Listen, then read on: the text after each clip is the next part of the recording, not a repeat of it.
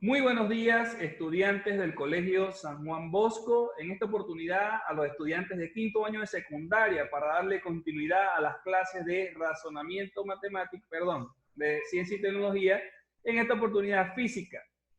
Vamos a trabajar hoy con la dinámica, vamos a conocer acerca de la dinámica y cómo funciona esto, ¿no? Vamos a conocer los conceptos básicos y a seguir trabajando con lo que continuaba de la clase pasada.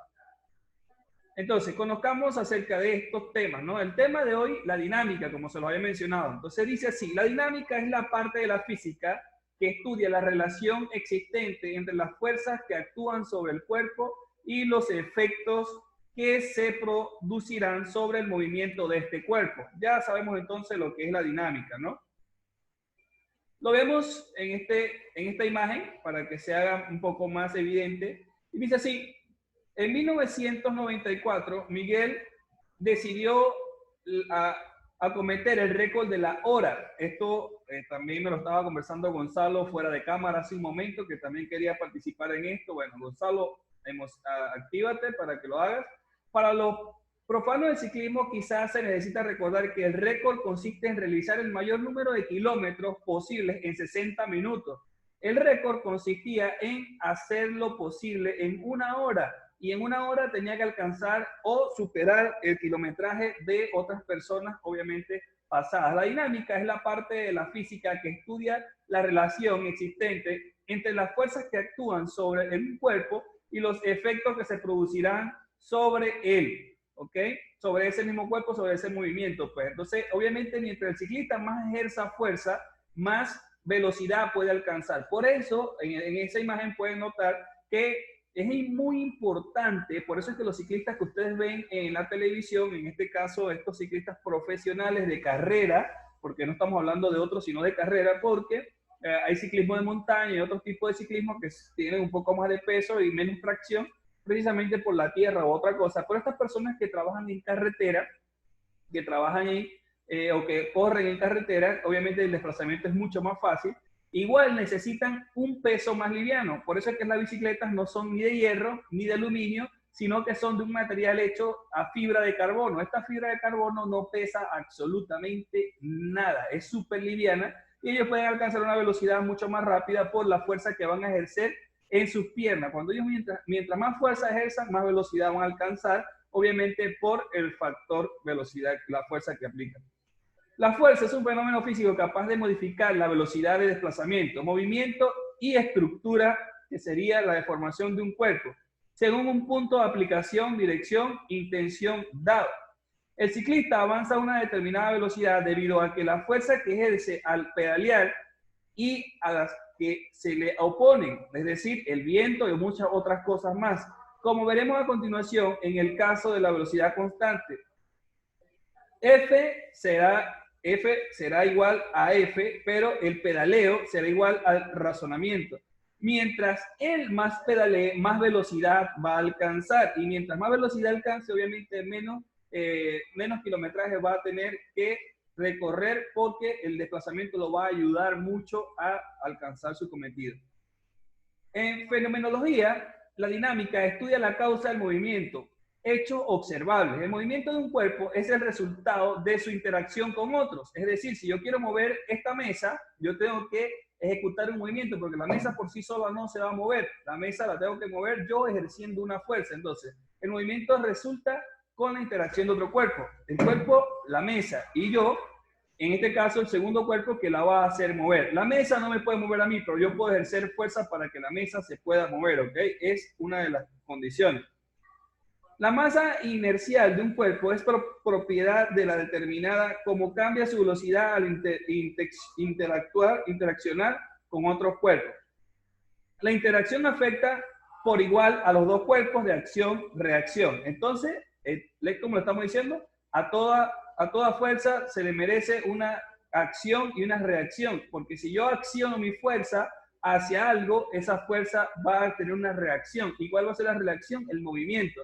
Igual si somos dos seres humanos, nos empezamos a empujar, a mover, los dos vamos a ejercer una presión, vamos a accionar una fuerza y la reacción va a ser el movimiento en ese aspecto, ¿no? Dice así para entenderlo mejor, esto lo ocasionó este personaje. Isaac Newton en 1642-1727 es uno de los más grandes científicos, hasta la historia es uno de los más grandes científicos. Profesor, tecnólogo, alquimista, guardia de Inns, presidente de Royal Society y miembro del Parlamento.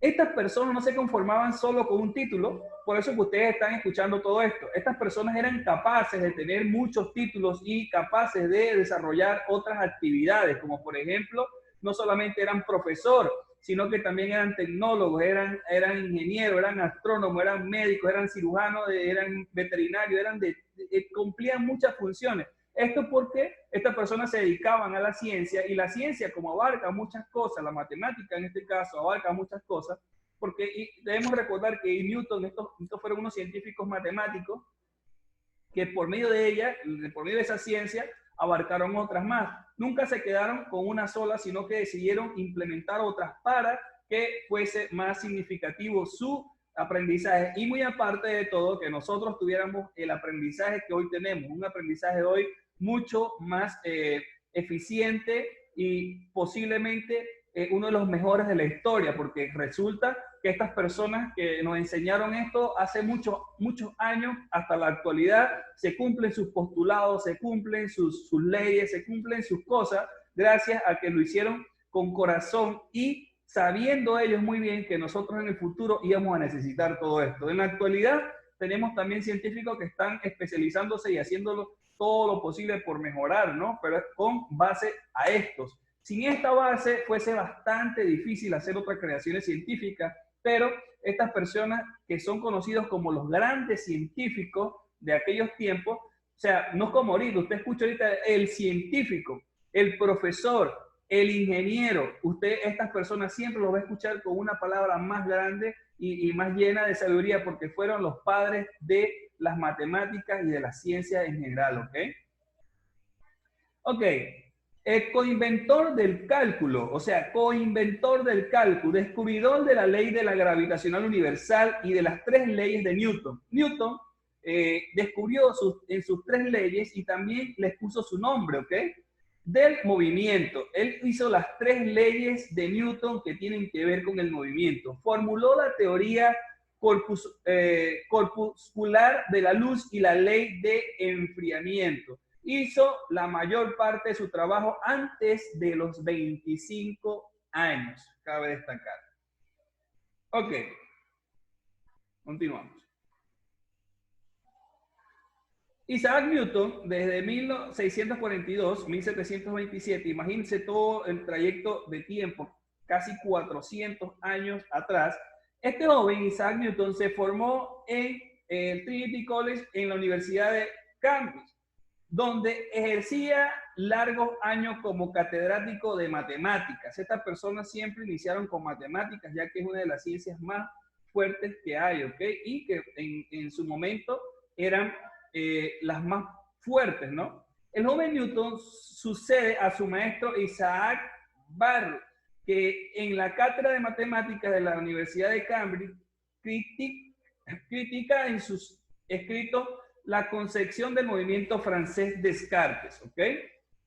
Estas personas se peleaban mucho antes por lo que era el conocimiento. Ellos decían que no es que se peleaban o tenían problemas entre ellos, no, sino que ellos tenían una teoría, pues ellos decían, bueno, yo necesito obligatoriamente saber acerca de un tema. Entonces, ese tema en específico, algunas personas decían, no me parece. Entonces, ellos tenían que refutar acerca de eso. Entonces, eso era una pelea año tras año para ver quién batallaba o quién hacía las cosas mejor. Y en ese trayecto, obviamente, si Isaac Newton sacaba un postulado de Galileo, por decir otro nombre de esas personas grandes de por allá, refutado y decía, no me parece, entonces, si estaban vivos, obviamente, los dos, porque algunos morían y el otro le sucedía, le heredaba el trono, ¿no? Pero en este caso, si estaban vivos, ellos decían, bueno, Isaac Newton lo descubrió, a mí no me parece, entonces Isaac Newton lo rehacía para que lo entendiera y formara mejor parte. Entonces, por eso quedaban perpetuos en la historia. Ellos hacían de las matemáticas y de la ciencia algo tan perfecto que no pudiera ser contradecido hasta la actualidad, ¿ok? Entonces, postulamos, 1, Si vemos un objeto acelerándose o frenándose, debemos pensar que una fuerza está siendo aplicada sobre él, obviamente lo que sea. Si vemos un objeto que está cambiando de dirección, su movimiento nuevamente debemos suponer que la fuerza está siendo aplicada sobre él. Si su cuerpo está en reposo o con velocidad constante, no quiere decir que no haya fuerzas aplicadas sobre él. Lo que nos dice esta ley es que la fuerza resultante es cero. Esto esto es, todas las fuerzas aplicadas sobre el cuerpo están equilibradas. Obviamente, si la mesa, como está acá, lo que les acabo de explicar en un momento cuando yo ejerzo la fuerza para moverla, si la mesa no se mueve, no quiere decir que no está ejerciéndose una fuerza sobre ella o que no tiene movimiento. No, sí. Lo único es que su movimiento es cero y que la fuerza obviamente aplicada es literalmente cero porque no estoy haciendo lo suficiente como para que se mueva. Obviamente, cuando vayamos a hacer los ejercicios, en este caso, va a funcionar cuando usted lo entienda. Si no hay movimiento, si se le dice que se ejerce un movimiento y no hay presión o algo que no tenga que ver, su fuerza es cero. Igual yo le iré indicando acerca de ese tema más adelante si se da, ¿ok? La primera ley de Newton, ley de la inercia y conservación del momento lineal. Si la fuerza externa resultante que actúa en un objeto es cero, entonces la velocidad del objeto no cambiará. Un objeto en reposo permanecerá en reposo. Un objeto en movimiento continuará moviéndose con la velocidad constante que lo hablamos con el movimiento rectilíneo uniforme.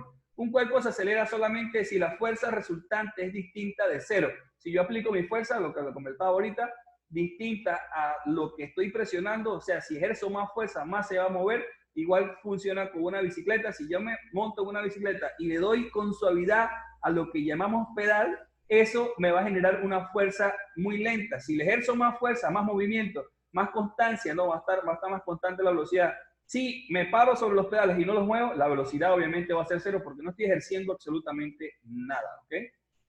Si no hay una fuerza en contra que nos detenga, seguiremos avanzando con la misma velocidad. Por eso existen los frenos.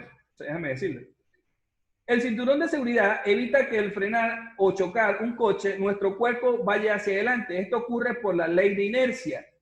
Llevamos la velocidad que posee el coche y al frenar, si no existe una fuerza que nos detenga, en este caso el cinturón, seguiremos avanzando a la misma velocidad. Por eso es que ustedes ven que en los accidentes de tránsito, hablando de este tema específicamente, cuando hay un accidente de tránsito y las personas chocan de frente o chocan por el de frente, le choca la parte de atrás a alguien, obviamente la fuerza con que da el impacto, si no tiene el cinturón de seguridad, no sé si ustedes se han dado cuenta, han percotado en las noticias, que sale por la ventana o por el vidrio del frente, pero se sale del carro. De hecho, muchas de las muertes de accidentes de tránsito no son porque la persona se quedó dentro del coche. No, la mayoría porque se sale o por la ventana, por el vidrio trasero o por el vidrio de adelante. Se salen del carro y hasta el mismo carro en ocasiones las ha aplastado. Quiere decir que la fuerza que ejerce la atracción del cinturón es la que te puede salvar la vida, que es lo que estamos hablando en física, ¿no? Entonces, les hablo gráficamente para que lo podamos entender mucho más. Entonces, si pudiéramos eliminar totalmente la fricción, la aplicación de una fuerza provocaría un movimiento perpetuo. La Tierra no ocurre, pero en el espacio no existe razonamiento. La sonda de Voyager imagen viaja por el espacio a 17 kilómetros por segundo sin que nadie la detenga. Acaba de salir del sistema solar. Es el primer objeto fabricado por el hombre que lo logra. Imagínense todo lo que están haciendo las personas con esto, ¿no? Hay un sinnúmero de científicos que están trabajando para que nuestra vivencia sea mejor, o tal vez de pronto con esa tecnología también nos afecte en algún punto de la vida, pero es importante que sepamos que esto funciona de esta manera, ¿ok? Entonces vamos a tratar nosotros de que siempre tengamos la capacidad o la interacción de saber con medio del conocimiento, pues, y de la participación en clase, de saber de que todo lo que implica ciencia nos ayuda a nosotros a mejorar y a que funcionen las cosas de alguna manera mejor en nuestro planeta. ¿Ok? No nos asustemos cuando veamos ese tema. Para que un cuerpo cambie dirección, de su movimiento necesita que se le aplique una fuerza. Las cadenas de la silla, esto se conoce como silla voladora también, o tibio, impiden que la silla salga despedida y hacen que siga girando. Obviamente, las cadenas, ya hablaremos más adelante de esto, la fuerza gravitatoria cambia la dirección de los planetas, provocando que se muevan en órbita. Si no existiese, girarían en línea recta por el universo. De hecho, se utiliza la gravitación de los planetas para cambiar la dirección de las sondas. Si nosotros no tuviéramos estos planetas girando alrededor del Sol, sino que fueran lineales, imagínense lo que pasaría, ¿no? Interesante. Ok, segunda ley de Newton. Ya nos queda poco tiempo.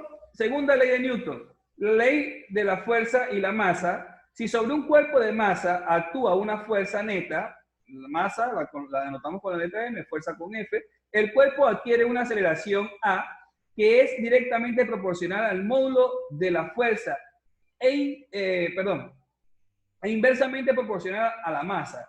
Y tiene la misma dirección y sentido que la fuerza, ¿ok? Esto es para que nosotros vayamos entendiendo eso. Profesor, ¿y qué es la longitud? Obviamente estamos hablando de tiempo, fuerza, aceleración, longitud, el trayecto que hace, ¿ok?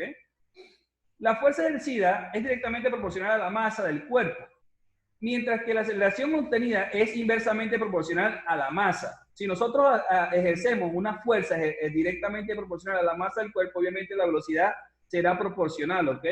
Y obviamente, si tenemos una carrera de motos, una carrera de carro o un movimiento fuerte, o una aceleración fuerte, obviamente va a ser proporcional al peso que tenga. La masa de un camión es mucho mayor que la masa de una moto.